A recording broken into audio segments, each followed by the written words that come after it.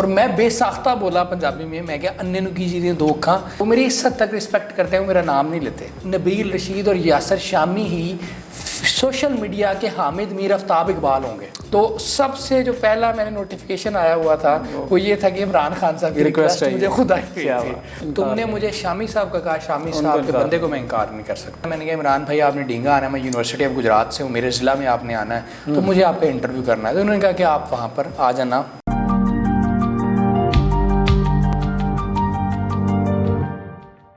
Once again नाजरीन, welcome back. Programme में खुशामदीद कहते हैं और आज के हमारे बड़े यंग मोटिवेशनल गेस्ट जो हैं हमारे साथ मौजूद है नबील रशीद। आपने उनकी लाइफ स्टोरी के बारे में जान रहे हैं और क्या कुछ उन्होंने जो है हासिल किया और किस तरह से हासिल किया, वो कहानी बड़ी दिलचस्प रही है। मैं ख़ुद भी बड़ा समझ लें इंस्पायर हो रहा हूँ इनकी बातों से, इनकी गुफ्तगू से। और ये रियल चीज़ें हैं जो कि एक समझ लें कि हार्ड वर्किंग पर्सन को जो है वो फेस करनी पड़ती है। कामयाब होने के लिए आपको इन चीज़ों से गुजरना पड़ता है। या तो फिर आपके पास बहुत बड़ी सिफारिश हो या बहुत बड़े नोट हो, पैसे हों, तो फिर तो आप इन चीज़ों से बच जाते हैं। लेकिन जो थर्ड चीज़ होती है वो मेहनत होती है, और मेहनत से जो चीज़ मिलती है उसकी फिर समझ लें कि लॉन्ग टर्म रहती है, उसकी वारंटी भी बड़ी लंबी सी होती है।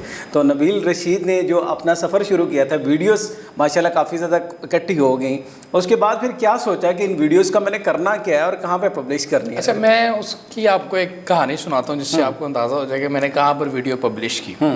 मैं इंटरव्यूज़ बहुत ज़्यादा कर लिए, 100+ इंटरव्यूज़ कर लिए, और मेरी डिग्री ख़त्म होने को भी टाइम कम रह गया। ठीक है। लेकिन वो जिस मकसद के लिए मैं कर रहा था कि मुझे जॉब मिल जाए, तो मुझे कोई सार नज़र नहीं आ रहा, तो मैं ज़रा डीमोटिवेट हो गया। तो मैंने 1 महीना के लिए काम बंद कर दिया।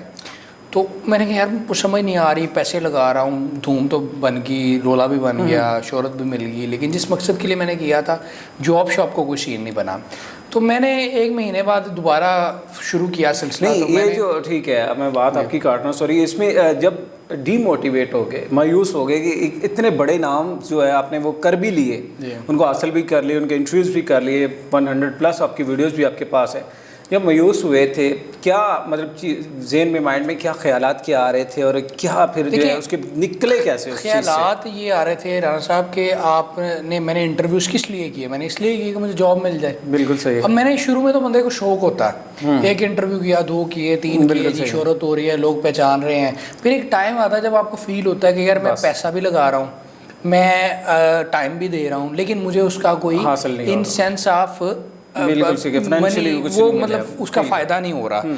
तो मैं अब कब तक घर वालों को तंग करूं, दोस्तों को तंग करूं, किसी से कैमरा लूं, किसी से ना लूं, इस सेंस में मैं डीमोटिवेट हो गया था, जो जिसकी वजह से मैंने 1 महीना काम छोड़ दिया। लेकिन दोबारा मोटिवेट भी फिर मैं खुद ही अपने आप को मैंने मोटिवेट किया कि यार इसके अलावा कोई हल भी तो नहीं है ना, मैं मतलब हिम्मत हारने वालों में से तो नहीं है कि मैं छोड़ के घर बैठ जाऊँ। ठीक है, अब मैंने करना है, इसी में से अल्लाह कोई ना कोई रास्ता निकालेगा। क्योंकि मेरी ज़िंदगी में जो एक सबसे बड़ी चीज़ रही है वो ये रही है कि मैं अल्लाह पर तवक्कल, मेरा लोग कहते हैं मेरा था और है, मतलब मैं वो शख्स हूँ, मैं ये समझता हूँ कि मैं चल रहा हूँ तो आगे एक गड़ा आ गया है और मैं अल्लाह पे मेरा इतना तवक्कल है कि मैं उस गड़े को क्रॉस कर दूँगा, मैं इसमें गिरूँगा नहीं। मुझे इस हद तक अल्लाह पर मेरा तवक्कल है। वो मैं एक कहानी भी आपको छोटी सुनाऊँगा। तो मैं वो दोबारा मोटिवेट हो गया, तो मैंने मुजीबुर रहमान शामी साहब का एक इंटरव्यू किया। तो इंटरव्यू करने के लिए मैंने उनको फ़ोन किया, मैं कि मुझे उसी सेंस में आप इंटरव्यू में दोबारा से आ गए, कुछ और करते हैं, नए लोगों को पकड़। हाँ, मैंने शामी साहब को किया तो शामी साहब ने मुझे टाइम नहीं दिया, उन्होंने कहा यार मेरे पास वक्त नहीं है। मैंने फ़ोन बंद कर दिया। मुझे याद आया कि मुझे उनको रेफरेंस देना चाहिए था कि मैंने एक बार, वो हमारी यूनिवर्सिटी में आए थे, तो मैंने उनसे एक सवाल किया था और उस सवाल पर अच्छी खासी क्लैप हुई थी, उसका वो जवाब प्रॉपर नहीं दे पाए थे।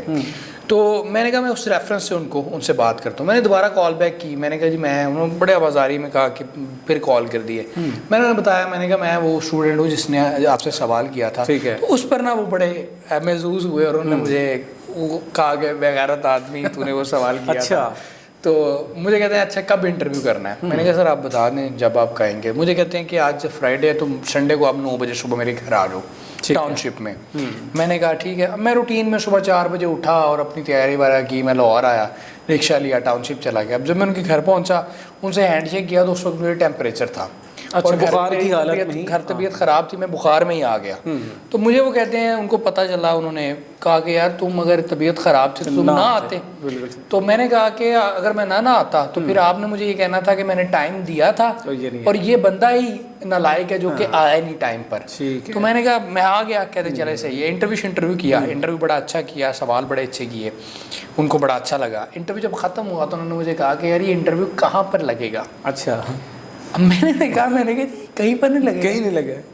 वो हैरान हो गई कि यार ये कैसे है कि तुम गुजरात से स्पेशल आते हो, किराया लगाते हो और इंटरव्यूज़ करते हो, इतना अच्छा इंटरव्यू करते हो और ये कहीं नहीं लगता, तो तुम्हें लोग इंटरव्यू कैसे दे देते हैं। मेरा खासा ये था कि मैंने 150 इंटरव्यूज़ कर लिए कि कोई भी शख्स है जो देख रहे हैं हमें, आप किसी को भी फ़ोन करते हैं कि सर मैंने आपका इंटरव्यू करना है, सबसे पहले वो पूछता है कि किसके लिए करना है। बिल्कुल, कोई मैगजीन, कोई अखबार, कोई रेडियो, कोई डिजिटल, कोई टीवी, किसके लिए कर रहा है। बिल्कुल सही। मेरे पास कोई प्लेटफॉर्म नहीं था, मैंने 150 इंटरव्यू कर जा रहे हैं, ठीक है। तो मैंने कहा मेरे पास कोई प्लेटफॉर्म नहीं, मैंने कर दिया इंटरव्यू। वो मुझसे बड़े इंस्पायर हुए, तो उन्होंने मुझे ऑफ़र की कि जनाब मैं आपको, आप डेली पाकिस्तान के लिए काम करोगे। अच्छा, गुड। और मैं बेसाख्ता बोला पंजाबी में, मैं क्या अन्य की चीज़ें दो खां पल्लियों पैसे लगाना, ठीक है, लाहौर आता हूँ, इंटरव्यूज़ करता हूँ, वो देखता भी नहीं है। तो ये तो एक प्रॉपर मुझे जो चीज़ चाहिए थी वो मुझे मिल गई कि मैं काम करूँगा, पैसे मिलेंगे, व्यूवरशिप भी बनेगी। तो उन्होंने कहा कि आप मेरे बेटे उस्मान मजीब शामी से जाकर वाई ब्लॉग में मिल लें। तो मैंने उनसे मिला, तो वहाँ से मेरा वो जो एम था जिसके लिए मैंने इतनी स्ट्रगल की, लोगों के घरों में बैठा रहा, लोगों से पैसे शर्ट्स लेकर मैंने मुख्तलिफ शहरों में गया और उसका मुझे वो फल मिल गया कि मुझे जो मेरा टारगेट था कि मैंने जॉब लेनी है, मैंने फ्री काम नहीं करना, मैंने स्टडीज़ के बाद घर वालों को पर बोझ नहीं डालना, तो मुझे स्टडीज़ से पहले ही वो जॉब मिल गई जो कि डेली पाकिस्तान पर थी और 10,000 पे वो महाना जॉब थी और मेरा काम था ये इंटरव्यूज़ ही करने। और यासर शामी और मैं उस वक्त दो ही लोग थे जो कि डेली पाकिस्तान पर काम करते थे। मतलब पहली जॉब आपकी डेली पाकिस्तान पर थी, 10,000 सैलरी है। और आप देख सकते हैं जी, ये बड़ी बात होती है। आप अपने जिस तरह कहते हैं माजी को नहीं भूलना चाहिए। और ज़ाहिर है अब इंसान जब मेहनत करता है बड़ी नीचे से ग्राउंड लेवल से जाकर करता है तो फिर चीज़ें बनती हैं। और यासर शामी की बात की है और आजकल आप देखते भी हैं, और ये मोहतरम वही हैं जिन्होंने इकट्ठे ही सफ़र शुरू किया था यासर शामी के साथ भी। और उस दौरान आई थिंक सो आपने इस तरह बताया कि 1 मंथ उसको हो चुका हुआ था और वो मुझसे सीनियर थे, आपको 1 मंथ सीनियर था। तो मतलब यूट्यूब में आपने उनके भी जिस तरह वो देखते हैं, तो यासर शामी के साथ आपने जो अरसा गुजारा, टाइम गुजारा, क्योंकि मोस्टली लोग आपको पता है उनके वीडियोस देखते भी हैं, वायरल भी होते हैं, क्या सीखा सिखाया या क्या ऑब्जर्व क्या किया बीइंग अ कोलीग हम बात कर रहे हैं। मेरा उनके साथ बड़ा अच्छा ताल्लुक रहा। और जैसे कि मैंने अपने बारे में बताया, वो अपने हवाले से, अपनी फील्ड के हवाले से बड़े पैशनेट यासर शामी, ठीक है, और इतने ज़्यादा पैशनेट कि वो मतलब कुछ कर गुजरने वाला उनका भी माइंड था। और लेकिन उनका और मेरे काम में मुख्तलिफ चीज़ ये थी कि मैं ज़रा सीरियस शख्सियत था और सीरियस कंटेंट करता था, और वो जो फ़नी कंटेंट था उनकी शख्सियत में जो ह्यूमर था वही उन्होंने अपने काम में यूटिलाइज किया और मैंने उनको कामयाबी दे दी। और यासर शामी के बारे में मैं आपको एक बात बताऊँ कि मैं ये समझता हूँ कि उनका ज़र्फ़ बहुत बड़ा है। अच्छा, मैं उनसे जूनियर था, मैं बाद में आया, वो पहले थे डेली पाकिस्तान पर, लेकिन आज भी मेरी जब उनसे बात होती है या किसी जगह पर मुलाकात होती है तो मुझे जो सबसे अच्छी चीज़ लगती है उनकी कि वो मेरी इस हद तक रिस्पेक्ट करते हैं, वो मेरा नाम नहीं लेते। अच्छा। वो आज भी मुझे नबील भाई कह के बुलाते हैं, तो मेरा नाम नहीं लेते। मैं ये आपको ऑन रिकॉर्ड कर रहा हूँ कि यासर शामी, मेरी फ़ोन पे बात हो, किसी जगह मुलाकात हो जाए, उस बंदे का, हालांकि उसको ज़रूरत नहीं है, बिल्कुल ऐसे ही है, ठीक है, अल्लाह ने उसको बहुत इज्जत दी, बहुत नवाजा, लेकिन उस बंदे का बड़ा पाना है, उसकी आला ज़र्फ़ी है कि वो मेरा नाम नहीं लेता। ये उनकी मोहब्बत है। और यासर शामी के हवाले से एक और आपको बात बताऊँ कि जब मैंने डेली पाकिस्तान छोड़ना था ना, उनको पता चला कि मैं डेली पाकिस्तान छोड़ रहा हूँ, मैं रिज़ाइन कर दिया, तो मुझे एक मैसेज आया यासर शामी का। वो मैसेज बड़ा इंटरेस्टिंग था, क्योंकि यासर शामी ये कहते थे कि नबील भाई एक टाइम आएगा, उस वक्त हम नहीं थे, उनके एक टाइम आएगा कि जब नबील रशीद और यासर शामी ही सोशल मीडिया के हामिद मीर आफ्ताब इकबाल होंगे। क्या बात है, एक टाइम आएगा। क्या बात। और ये उस वक्त मैसेज भेज दिया था, ये नहीं ये उस वक्त वो कहते थे, ठीक है। और जब मैंने रिज़ाइन किया ना, तो उन्होंने एक मैसेज किया, उन्होंने कहा नबील भाई 2 बातें आपके साथ करूँगा, ये मैं आज डिस्क्लोज कर रहा हूँ, जो मुझे उनका वॉइस मैसेज आया। उन्होंने कहा यार अगर तो फाइनेंशियली प्रॉब्लम है तो जो आपने फ़ैसला किया बहुत अच्छा किया, छोड़ने डेली पाकिस्तान को, ज़ाहिर बात आपको अच्छी ऑफर आई है, बिल्कुल। अगर आपको फाइनेंशियली प्रॉब्लम है तो आप छोड़ दें, आप जाएं, मैं आपको रोकूंगा नहीं।